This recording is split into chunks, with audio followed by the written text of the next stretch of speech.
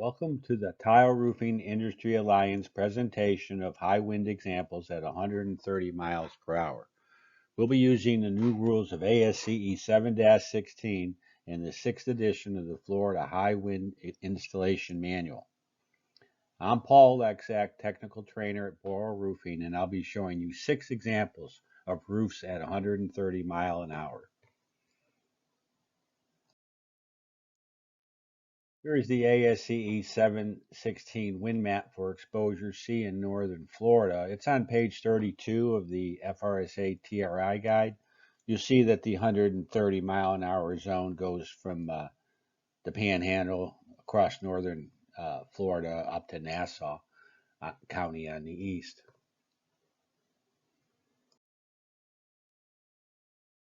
The big difference between the old manual and the new 6th edition FRSA TRI High Wind Manual is different types of roofs or roof style.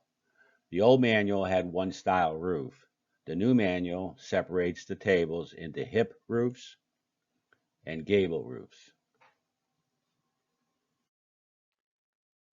Also, another difference with the ASCE 7-16 are the individual roof zones located on a hip and gable roof. In ASCE 7-10, there were 3 zones for all roofs.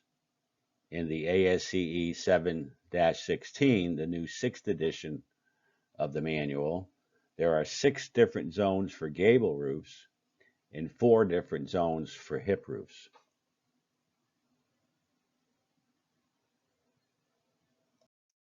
Let's look at the roof zones for ASCE 7-16. In Figure 1, hip roof, you'll see 4 different zones.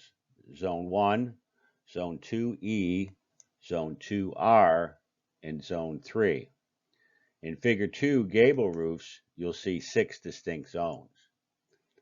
In the manual, they have divided these zones into either a low pressure zone or a high pressure zone. In a hip roof, Figure 1, the low pressure zones are everything on that roof other than Zone 3. The high pressure zone is Zone 3, just the corners. On a gable roof, the high pressure zones are 3E and 3R, and the low pressure zones are 1, 2E, 2R, and 2N.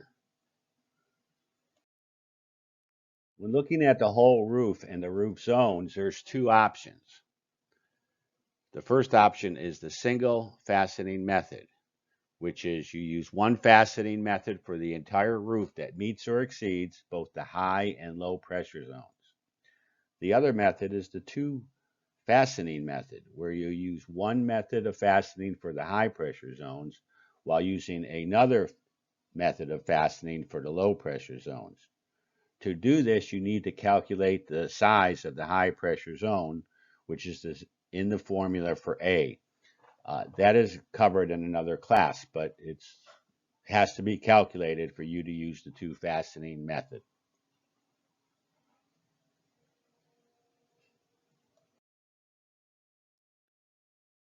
Using the Florida 6th edition High Wind Manual, let's look at some tables and how they're going to be used to configure our 6 examples in this wind zone. Table 3, Mechanical Fastening Methods, is found on page 31 of the 6th edition. It lists the various attachment methods and also the mechanical fastening resistant values in foot-pounds over plywood for the low, medium, and high profile tile. It's actually the aerodynamic uplift moments recorded in testing, and you'll need these values to meet or exceed your design uplift moments, which are found on other tables. Before proceeding, I'd like to spend a minute on foam attachment methods. The foam attachment methods may be an alternative to mechanical fastening. These listings are not in the FRSA TRI 6th edition, but rather in the foam manufacturer's product approval. You'll have to look at their patty sizes, their placement, and their uplift resistance, and compare those to your design pressures using that full manufacturer's product approval. There are now 6 wind uplift tables, 3 for hip roofs, 3 for gable roofs.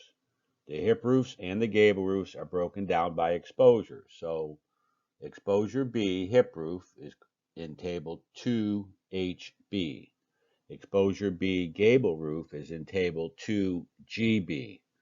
Likewise, in exposure C, in a hip roof, you have table 2HC, and gable roof, you have table 2GC. And it follows in exposure D, table 2HD and table 2GD. Let's look at the components to determine our fastening. Is it a hip roof, a gable roof, or a combination of hip and gables? What exposure are you in, B, C, or D? Exposure definitions can be found on page 50 of the FRSA TRI guide. What's your roof pitch? There are now 3 distinctive roof pitch groups. We'll go over those in another slide. What wind speed are you in? Always check with your local building department to ensure that your wind speed is their wind speed. What are your low pressure zones and what are your high pressure zones? What's your mean roof height? Anywhere from 0 to 15 feet up to and including 60 foot. Above 60 foot, you'll have to do some engineering. What's your tile profile? Are you a flat tile, low profile, a medium profile, or a high profile? What is your manufacturer's tile ratio? That's based on the size of the tile. And lastly, how are you going to fasten it? Nails, screws, or are you going to use foam?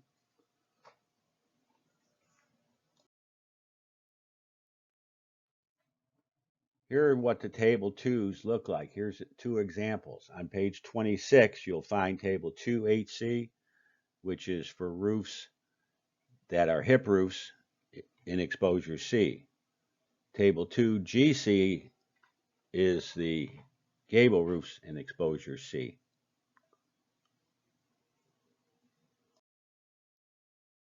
Now we'll look at our 6 roof examples at 130 miles per hour.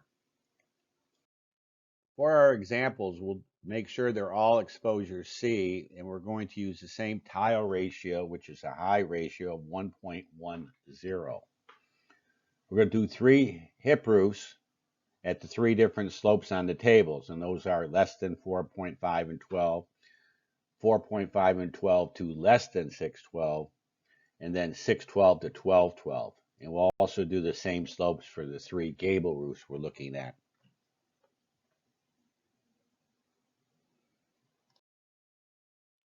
There are 3 steps to determine fastening. Step 1 is to find your uplift moment table, and you'll need to know if it's a hip or gable roof, and you'll also need the exposure B, C, or D. Second step is to find the design uplift moment, both for the low pressure zone and the high pressure zone. For that, you'll need wind speed, slope, mean roof height, and a new thing called tile ratio, which is an adjustment to the table to the actual dimensions of the tile you are using on your specific project. In essence, it's a correction factor. Step 3 is find your fastening in table 3. You'll need to find a resistance greater than or equal to the design uplift moment you found in step 2. Example 1 at 130 miles an hour is a hip roof exposure C at less than 4.5 and 12 roof slope, 30-foot mean roof height. We'll look at all profiles and a tile ratio of 1.10. Let's find our table, which we did on page 26. It's table 2HC. HC, of course, stands for hip exposure C. For example 1, we blew up the table, so for easier reading, we're going to go to step 2, find our uplift moment part 1. We're looking at 130 mile an hour wind zone. We're looking at a slope less than 4.5 and 12. We're at a mean roof height of 30 feet. And we find that our uplift moment is 21.9. That's the same in the LPZ and the HPZ.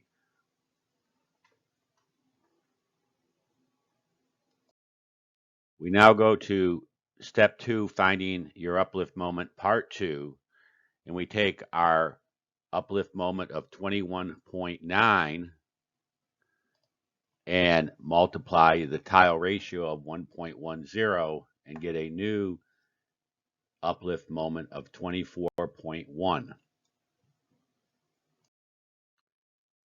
Step 3, find your fastening. We take our uplift moment of 24.1 and we look at table 3, and we find in the low profile tile every fastening method works. We find out in the medium profile tile every fastening works, and we find out in the high profile tile every fastening pattern works. That's step 3, finding our fastening. We now go to example 2, and we move the roof slope to 4.5 on 12 to less than 612. We go to our table 2 HC and get our uplift moment of 18.3. We multiply our tile ratio of 1.1 and get a new uplift moment of 20.1. And then we take a look at table 3, and all those fastening methods will work at 130 mile an hour hip roof exposure C at that roof slope at 30-foot mean roof height. We now go to example 3, 130 mile per hour hip roof exposure C on a steep roof of 612 to 1212. We're going to move the roof height down to 15 foot or less, look at flat tiles only, but keep our tile ratio at 1.10. On table 2 HC, you'll now see that the LPZ and HPZ have different values. We still need to take our tile ratio and multiply it from the uplift moments found on table 2HC to get new uplift moments. We then go to our LPZ, which is everything but the corners. We go to table 3, flat tile, and we see that those fastening methods will work. We go to our corners, our high pressure zone, and we'll see that those fastening methods will work.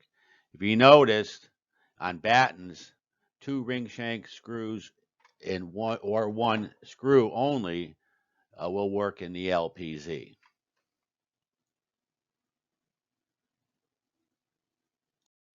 Example 4, we'll switch over to gable roofs. We'll keep exposure C, but we'll start at less than 4.5, 12 slope, mean roof height to 30 feet.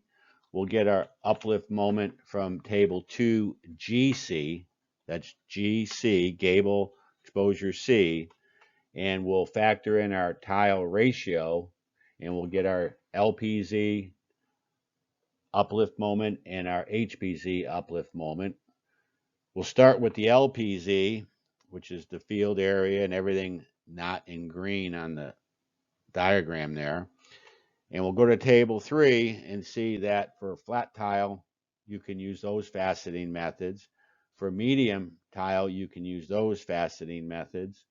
And for high profile tile, you can use those faceting methods.